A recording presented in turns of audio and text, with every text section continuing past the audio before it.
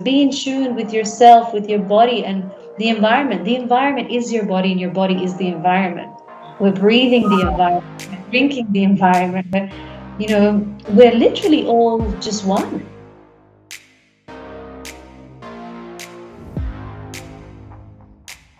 Welcome for another episode of Serene Friends. It is a place, where I am be sharing amazing people who share amazing insights and just have so much knowledge on a lot of topics, but we address one topic at a time that it will allow us to have bigger awareness and to grow mutually, to grow together, to grow unified. And my guest of today, let me introduce to you this lady. I love her. Some wonderful, amazing girl that came to the center once, she told me that she felt like I was part of her soul family, which I thought was so beautiful. And that's actually how I feel about Rita. She's part of my soul family.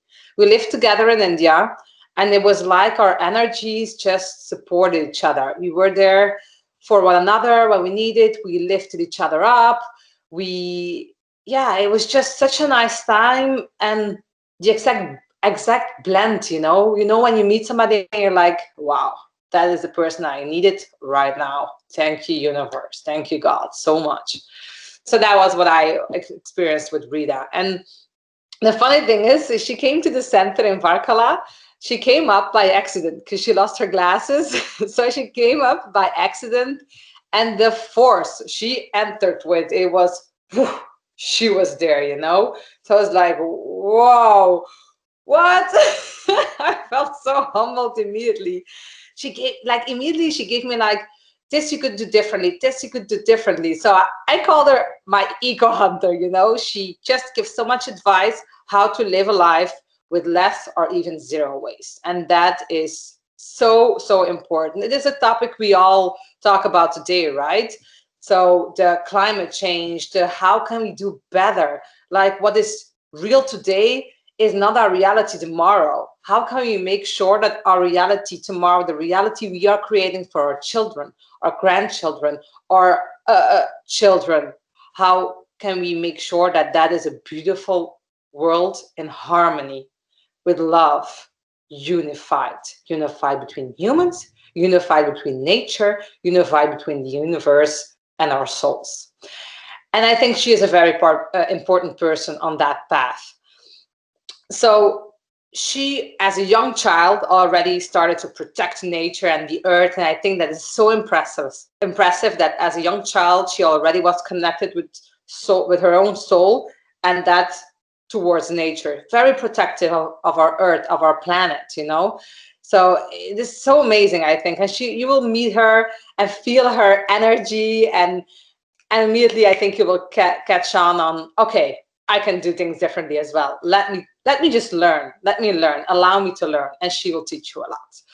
So because she has taught me a lot about zero waste lifestyle, really, and I'm very, very happy that I can share it with you, so you can also take it in and implement it. Because as I promised, after every interview, at the end, 3 takeaways to implement immediately, so you can make a positive change in your life. And one just small anecdote.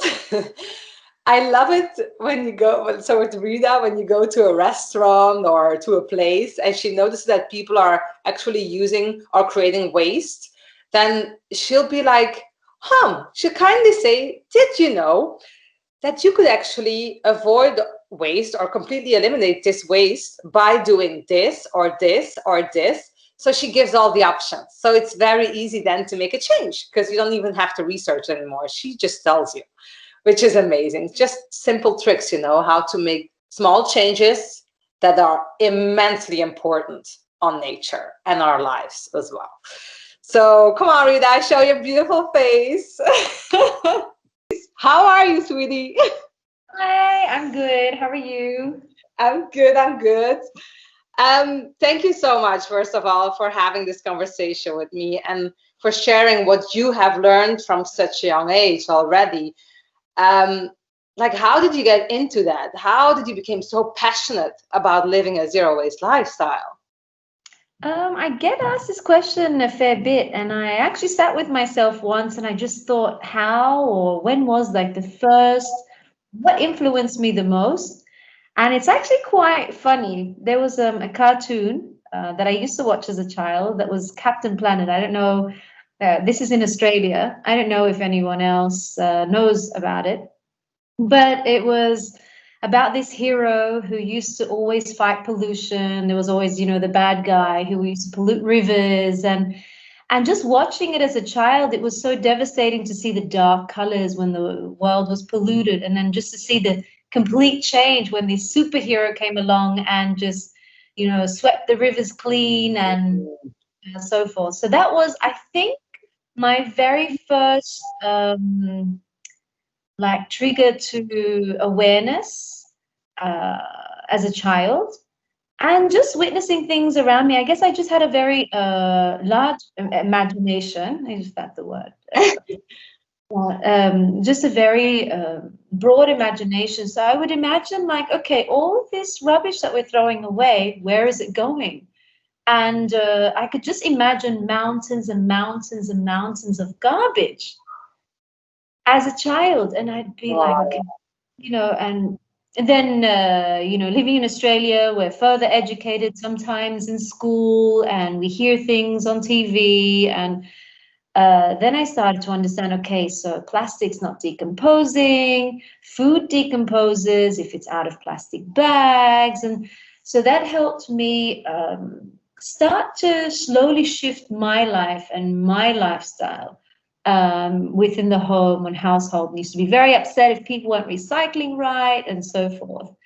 When I moved out of home around 18, I think I was 20 to be exact, I decided that, okay, my home, my rules, I could just recreate a life where I could reduce my own waste. And the Yeah. best I can do is take care of my own waste.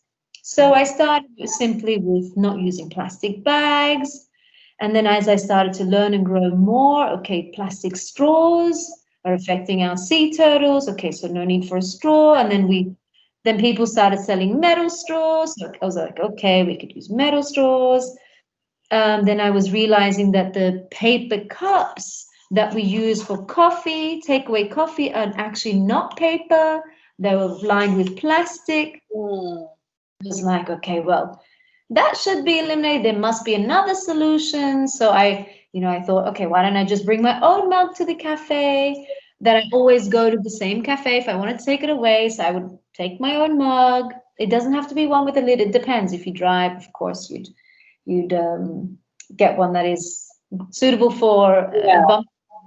Such a beautiful mug, by the way. I just want to interrupt you for 1 second to say the sun sometimes comes on your face, and that's so gorgeous with your wild hair. I love it. It's so beautiful. Just small interruption. But Yeah, I bought it. that It's is actually very, a very new mug. I bought it from a girl making ceramic oh, yesterday. Fruit. Yeah, oh, so it's cool. It's supporting local, and yeah. yeah. Um, then I realized, okay, I love drinking juices out, but I don't want to use a plastic cup that I would throw away because usually they're given out in something like this. Yeah. Okay, it doesn't make sense for me to use something like this. When I think about it, it's the amount of energy and resources that are used to create this, then to ship it, then to transport it like by truck, then to all that energy just to use this cup once. I just thought it just doesn't make sense. I think it's painful. It actually really hurts. So I changed to having my own. I remember that from India. I still have. Possibly. Like, is that comfortable? Yeah, I'm used to it. Remember? Yeah. So I carry this around. If I don't have it, then I try and have my juice or coffee have in. There's always ways around everything. You don't necessarily have to carry all this stuff with you. See, the thing is, if you start your day consciously, or you live consciously, where you know what you want to do throughout your day, or roughly have a rough idea. Like if I want to go grocery shopping, usually you have a list of what you want to buy, so you're well prepared. I always have my green bags with me. This one I created from Oh, an old curtain, from an uh, old what? an old curtain. So it's a very Wow. So it's like upcycling the fabric instead of Yeah, love it. fabric. So I think it's like from the 70s or something. It's pretty groovy. It's so cool. So Kind I'm always of like, because the things you say, I'm like, yeah, obviously it makes sense. But I'm like, well, but after we don't think of it, and that was one of the things, when you came up to the center, that I was like, you gave me options that were so simple that I thought, well, yeah, it makes sense. Why didn't I think of it myself? And I think it's multiple reasons, the busy lives and whatever, but also sometimes awareness, because then you see these cups that you showed, and then you think like, oh, but they're like from recycled paper, but there is still a lining of a tiny bit of plastic, and also recycled paper has to be produced. And this shift of a mindset, I think, is so interesting, and that for me is like integrated in your soul, every fiber of you. When you say it hurts, because I know you, like, when you say it hurts, I know you actually feel it. Like, it really hurts you when you see nature being devastating. And I think that is so beautiful and so powerful, but also because you have this mindset.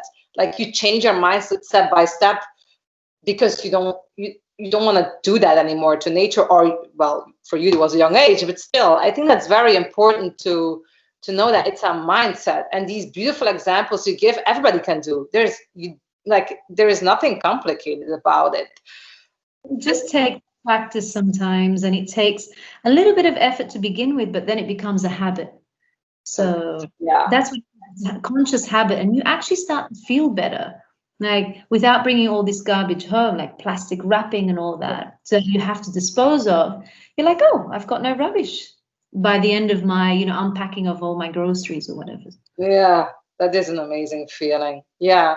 And it's the little things also. Like, I remember, because we lived together in India, right? And I had this biodegradable bag that I put in my little bucket, where I put the leftover of the veggies or whatever, or any waste I had, I put in there in a bucket with a biodegradable, how do you call it, disposable bag. And I remember you asked me, like, how come you use the bag in the bucket? I said, yeah, but it's biodegradable, so like it's good on nature. And you're like, but it still has to be produced, which has a cost on nature. Maybe you, like, do you need to use it? You can also just rinse it out. And I was like, yeah, I think it was just of being hasty. And then I stopped using that, and it took me like literally 5 seconds to just brush it out, and it was clean again, and I could use it without the use of a bag. So simple. But again, this mindset. So I think that is so beautiful. I do have a question though, because it must have been like at one point it must be challenging as well. Like, what were, or maybe still are, the biggest challenges of living a zero waste lifestyle, or really making the effort of living a zero waste lifestyle? Now when I go shopping, like I'm in Lebanon, as you know, when I go shopping, people just want to give me a plastic bag. It's part of the culture. It's like their hospitality. Oh no, you can't go without a bag. Let me give you a bag.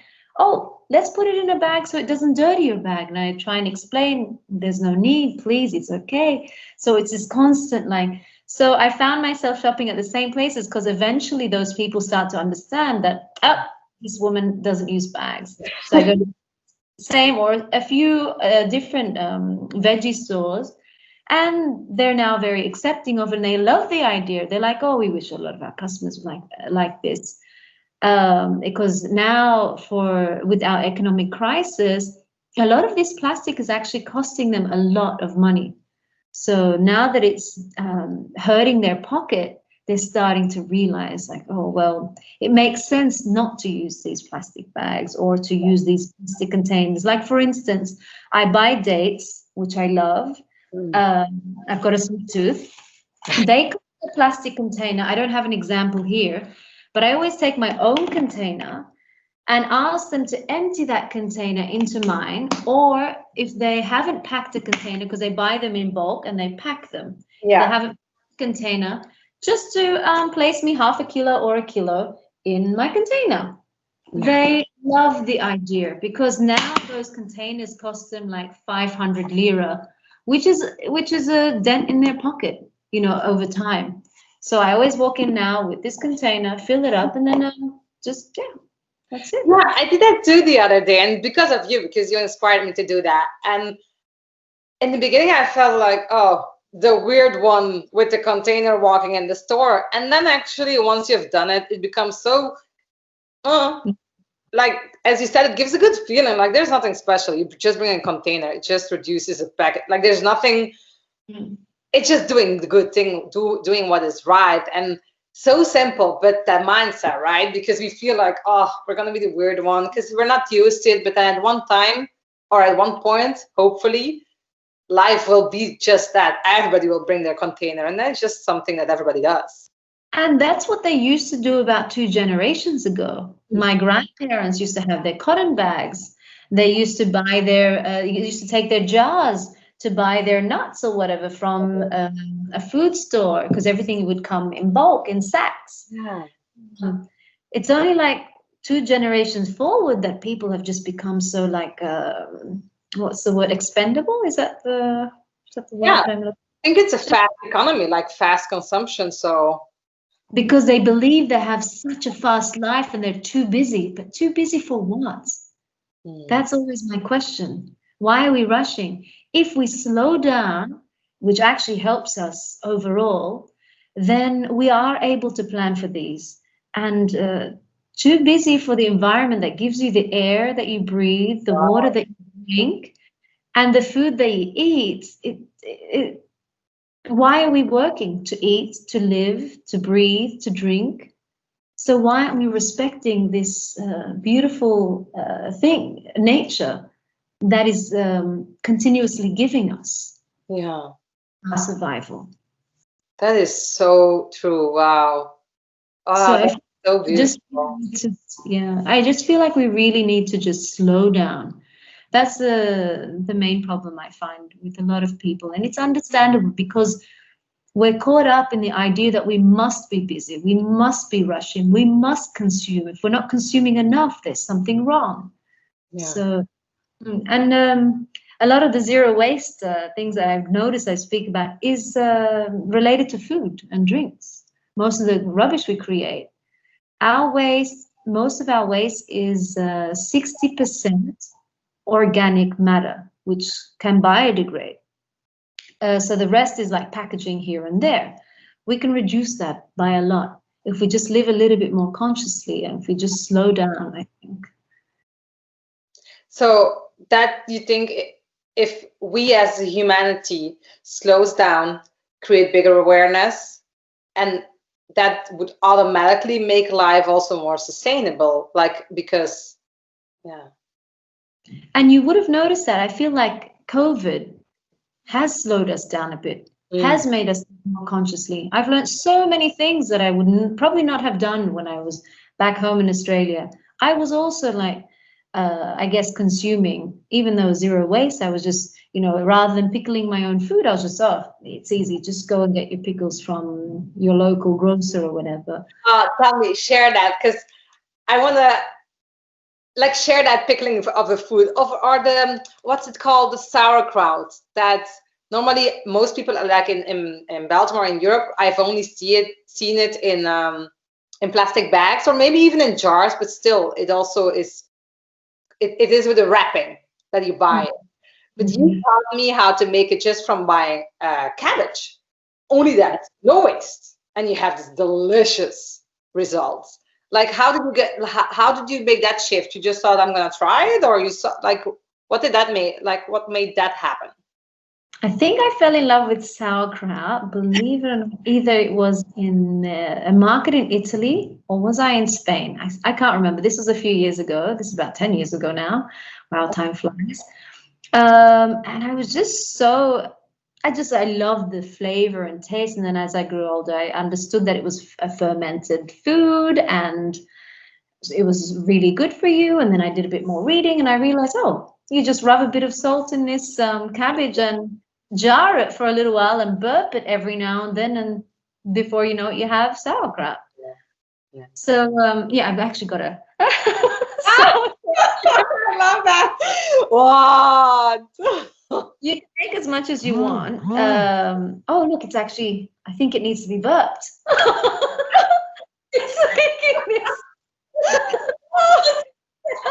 So you burp it every time. It was like squeaking. It was anyway. Um, now that cabbages are in season, it makes sense to make sauerkraut. So what I try and do, and I have been able to do this in Lebanon, is work with the seasons.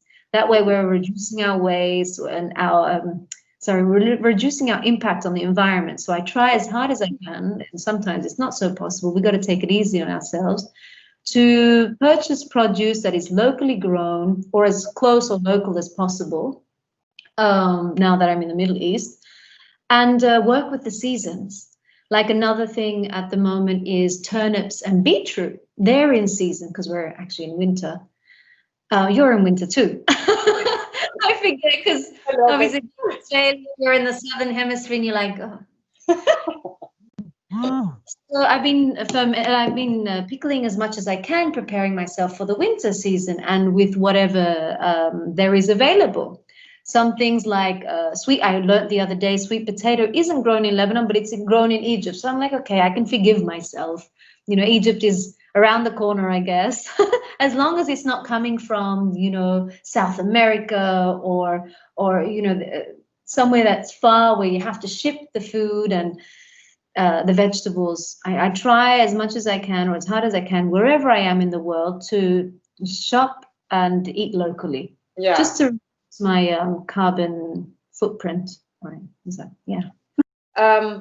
Yeah. So can you make, because I can imagine that there must be sometimes some resistance from people that they're like, just, I got my life and they just don't want to think of it, like the impact they have. So can you give an example of how you made people actually change the way the practices they did, or how they bought or just created waste?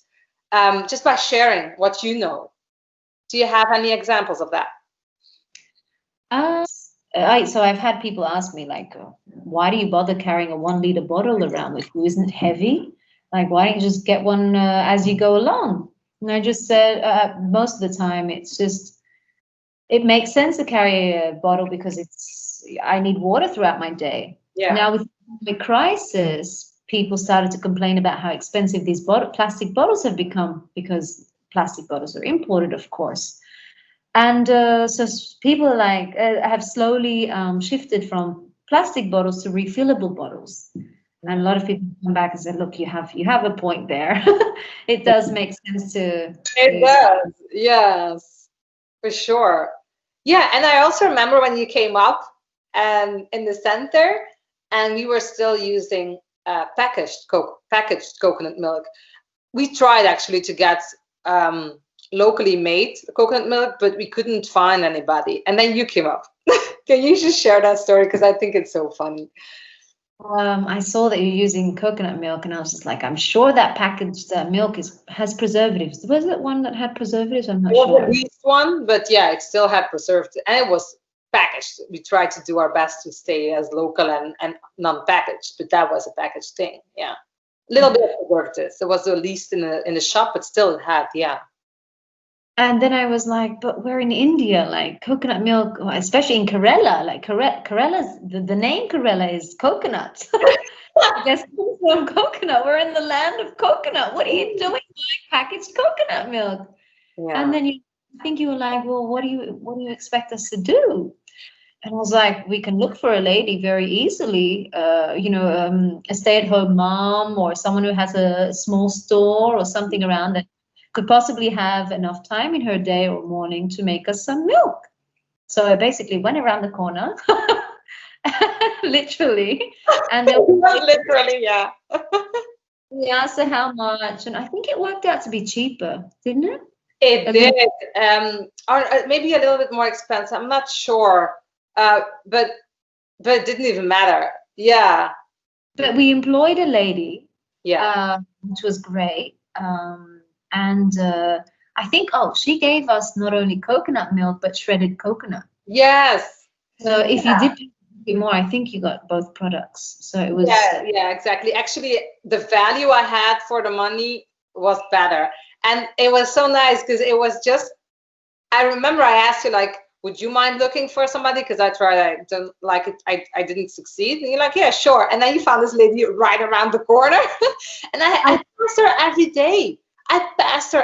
day. So now then, since you told me, in the evening, I dropped off my bucket. I gave her 2 pots, one for the shredded coconut, one for the milk. And in the morning, I came back and I picked it up. It was, And it it was, was so good. yeah, yeah. Of course, it didn't keep fresh as long as a packaged one because it has preservatives, but the taste was 100 times better. And mostly we didn't have any waste. So we just saw more or less like we knew how much we needed. And if we were out of it, or she could remake, or sorry, it's just regular coffee. People were okay with that, really. Exactly, and that's what we're not used to nowadays, that everything needs to be available. But I find a lot of places that run out of things, I feel like I trust more because they keep their products fresh. Yeah. Yeah, exactly. I think that's a really really good example of the way not only we live, but also how we can make a change so easily, supporting locally, helping each other. Like that lady helped me as much. I hope that I also helped her by like that she could give me the milk, that it gave her also a fixed revenue. Like that is amazing. And that's, yeah, this again, this giving and taking, people helping each other, instead of, yeah, creating waste where actually locally you can find it without any waste. Yeah, and you were walking. You didn't have to have it transported or anything. No. And the coconuts were local, I'm pretty sure. Yeah. We were in yeah, so it was good. Okay, I have a question. I'm asking, what is a conscious lifestyle for you? Because you have a zero waste, right? What is zero waste lifestyle? Obviously it speaks for itself, but I do want your point of view, like what is a zero waste lifestyle and what is a conscious lifestyle, or is it basically the same thing? What is I'm going to be very honest. I'm still working towards a more conscious lifestyle. I don't think we can ever be conscious enough. And as I said, it is a practice, and it's just habit. It's continuous habit. So when I wake up in the morning, or if I'm out of something at home, I write down on my list, I'm out of lentils. Okay, lentils. I'm out of chickpeas. I'll write that down. So when it comes time to shop, okay, I need chickpeas, I need lentils. Where are my containers? Which had the chickpeas, which also had the lentil, and the other one had the lentils.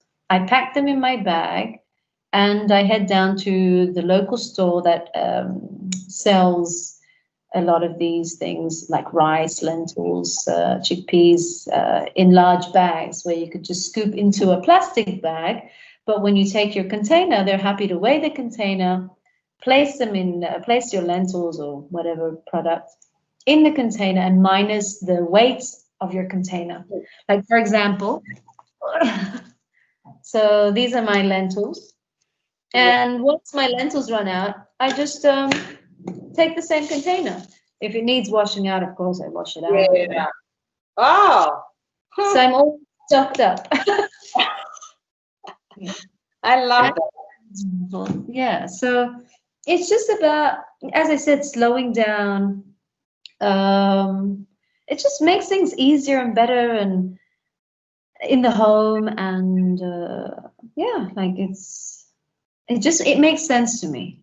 Yeah, I understand that. Yeah, that makes sense. Final question. Mm-hmm.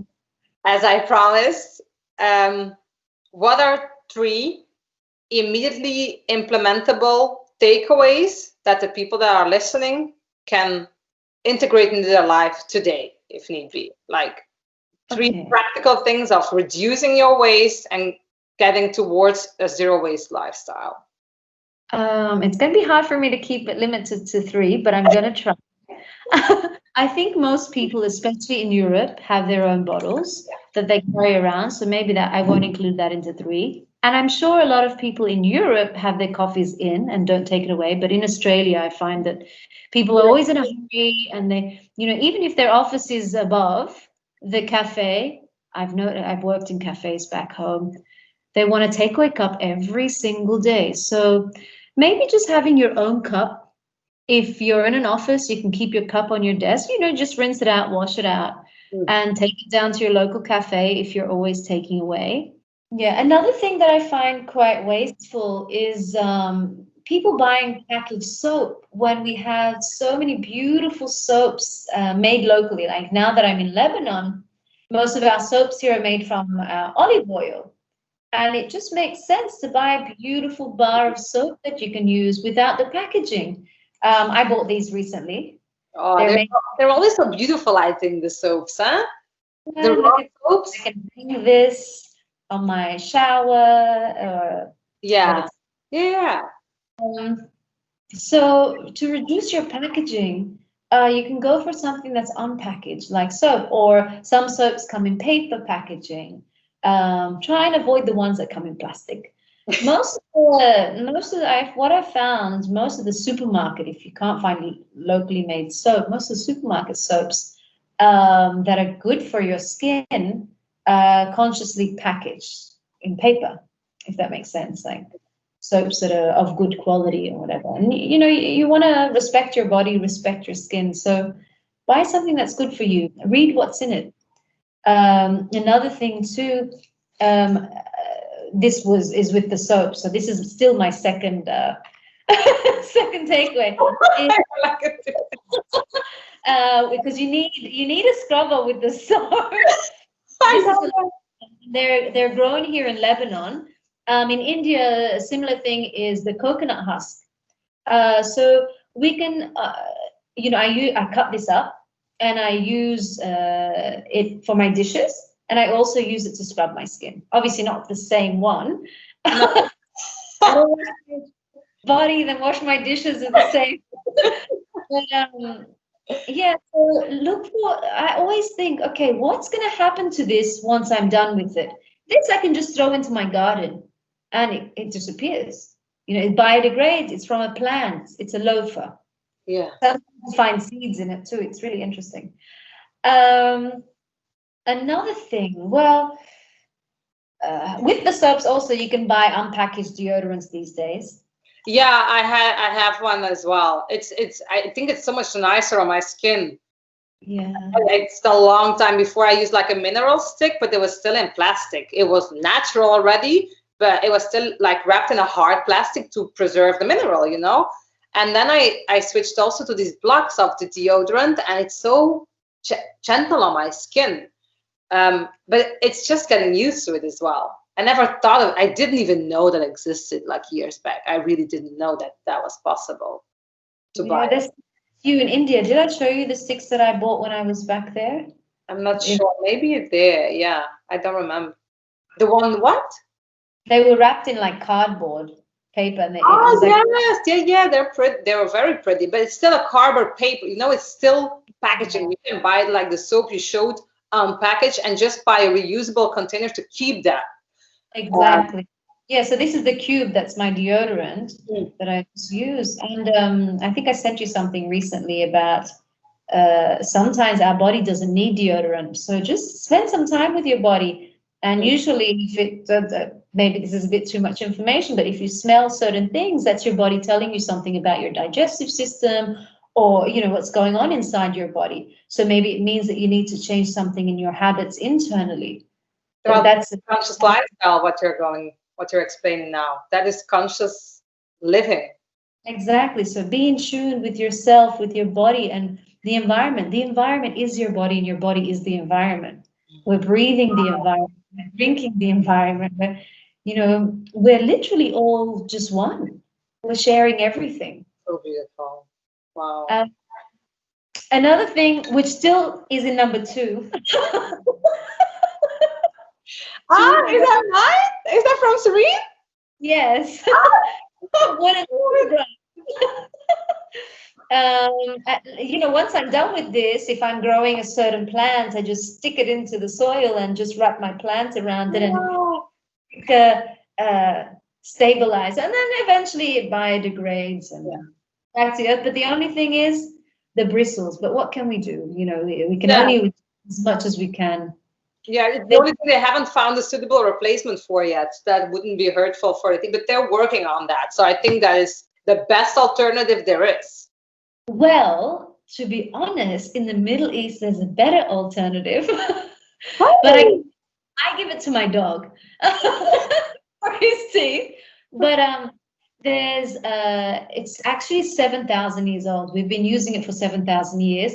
It's part of a stick. It's called the Chiswick, or I've got to think of the name. I have to get back to you about the name. Yeah, it's in the article.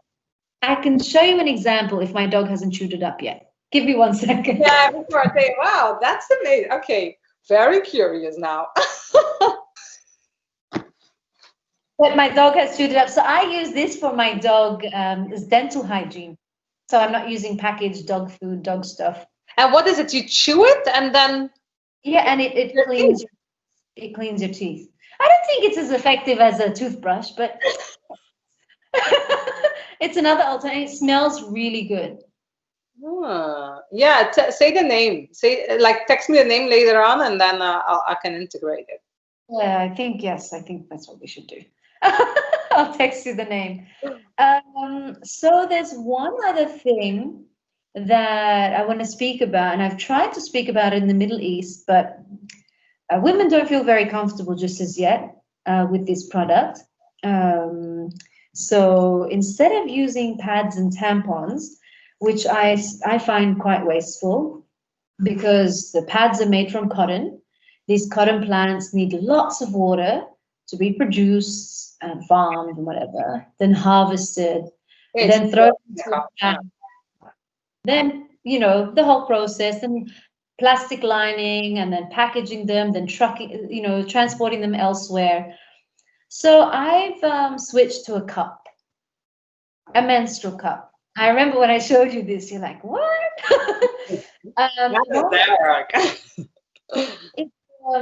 It reduces your waste. It saves you so much money, and it allows you to be more in tune and in touch with your body, because you get to see what's coming out. You get to, as disgusting as this might sound to many viewers, it's important to know the quality of what's coming out that month. It tells you a lot about your body. So you get to get more in tune with this. So you basically pour out the content and you rinse it out, and you can boil it every now and then. Of course, you're not going to boil it with your pasta, but you have your own separate. That's it. It cleans it out. You can add a bit of vinegar in the boiling water. Like, how many years? I think people can use it for 5, 6, 7 years now. Lasts for 10 years. It's hospital grade silicone, and I know you probably think, well, silicone, it's not so good, but we're using one for this lengthy period of time. I think I've had this now for 3 years or 4 years, 4 years possibly, and I've just been using it. I'm cleaning it, and so we already know tampons at times cause what's that disease? Toxic shock syndrome, where there have been many cases of women having to cut their limbs off because they've just left them in for too long. You've heard of that, right? I have to send you a few articles. Some beautiful. I just think it's a healthier and easier alternative to switch to. I think because I'm trying it, right? I told you I'm trying it. I switched to it because I just think, well, the reason I choose that is because I don't think that my this is weird, and this is new, and that my inconvenience to start with it trumps the care of nature.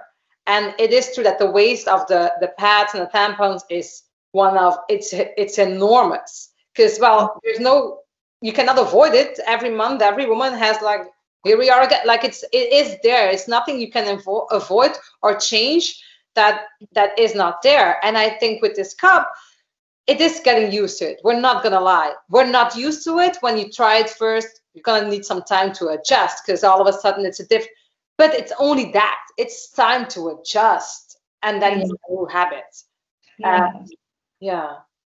So I think, and I know you said 3, but there's another thing that's very simple. Go for it.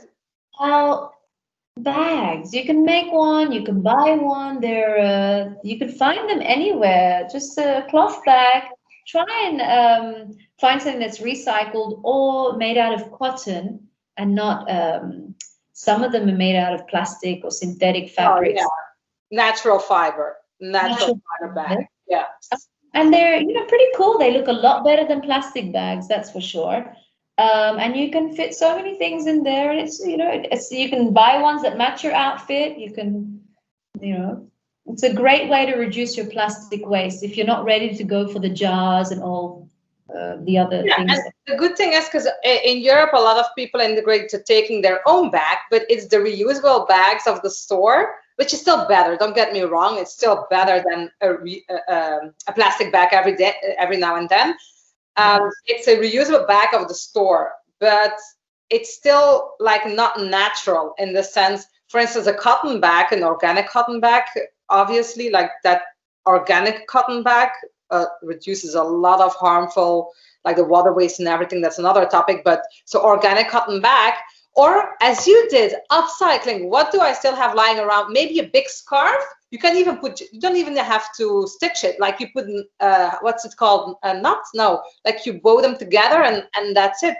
But the practical thing I think is like, you can just fold it up because most people have a purse with them or whatever, or another bag. And if they do grocery shopping, they need 2 or 3 bags. Just fold it up and you put it in your bag. It's always there. And when you need it, you take it out. Like it isn't much heavier. It's not, it's just practical. Like it's only practical. It becomes habit. Once you become more conscious and aware, it becomes habit. I'm leaving the house. I need my keys, my phone, I don't know, my makeup, and I need my bag. It just becomes part of everything that you need on a daily basis. Yeah. For me now, it doesn't make sense leaving without this, or leaving, and I have other bags in there in case that's not enough, for example. Exactly. Yeah. Maybe we should try to make a document of things that people, because you have so many other tips to give, right? That like how this is what we're used to, but how can we change it with, because you say, for instance, makeup. There's also some like now, like I have a, what's it called? Like a sort of lip gloss, but it's also zero waste. Like the way it is built, you actually reduce the waste, and the waste that is left is actually a recycled paper that you then can.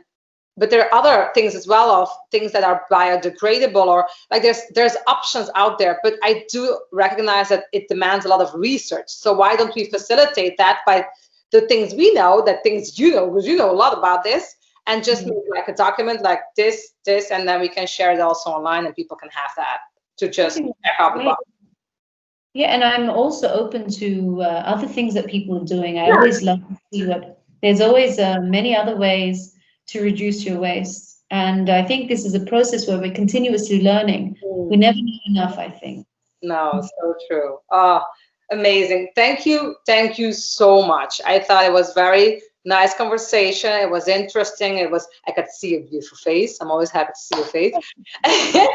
One more question is just where, if people want to ask you a question directly or want to follow you, where can they do that? Do you have like Facebook, Instagram, something, or how do they get, if they have a question or want to follow you, how do they do that? They can hop onto my Instagram if they like, rita.rose. Okay, I'll put that written down with a link so people can just click on it and then say follow.